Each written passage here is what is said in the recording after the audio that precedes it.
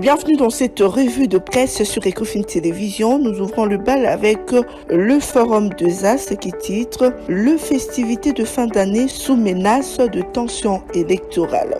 Le confrère note pour prévenir tout dérapage aux contestations violentes pendant la période de dépouillement et des compilations de résultats, 13 ambassadeurs ont publié ce samedi une déclaration conjointe pour appeler le parti prenante au processus, particulièrement les politiques, à privilégier le voie pacifique. Et parmi les pays signataires, écrit Forum de ZAS, figurent la France, l'Allemagne, l'Italie, l'Espagne, le Canada et la Belgique.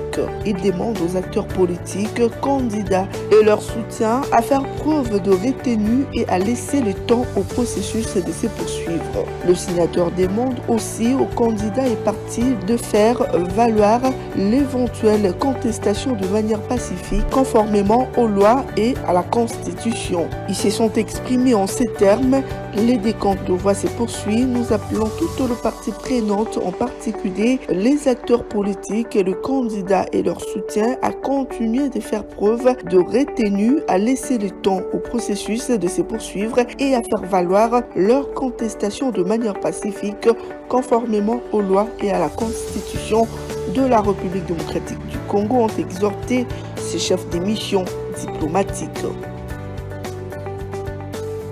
Pour le monitoring, 5 candidats présidents exigent la réorganisation des élections par un autre bureau de la CENI.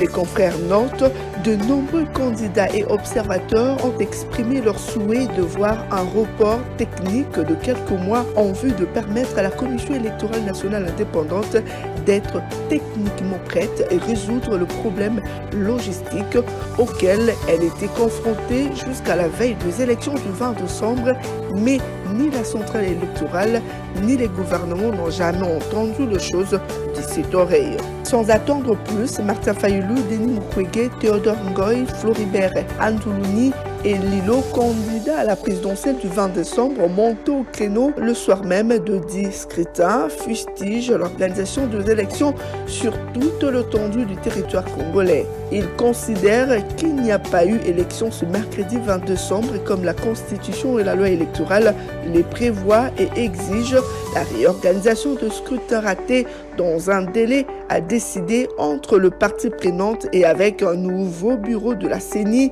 plus responsable et compétent que celui dirigé par Denis Kadima.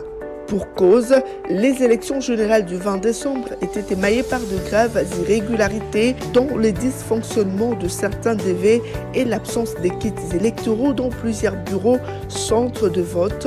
À cela s'ajoutent les incidents survenus ça et là le même jour, entre autres l'ouverture tardive d'un nombre significatif de bureaux, vandalisme dans plusieurs BRTC pour des soupçons de fraude par des agents de la CENI et par certains candidats, omission de plusieurs électeurs. Sur les listes électorales, face à tout ceci, ils s'opposent à toute dérogation possible au jour du scrutin. Par contre, s'il y a dérogation, elle devrait être décidée que dans les conditions assurant conformément l'égalité des citoyens devant le suffrage conformément aux dispositions de l'article 52 de la loi électorale, estime-t-il.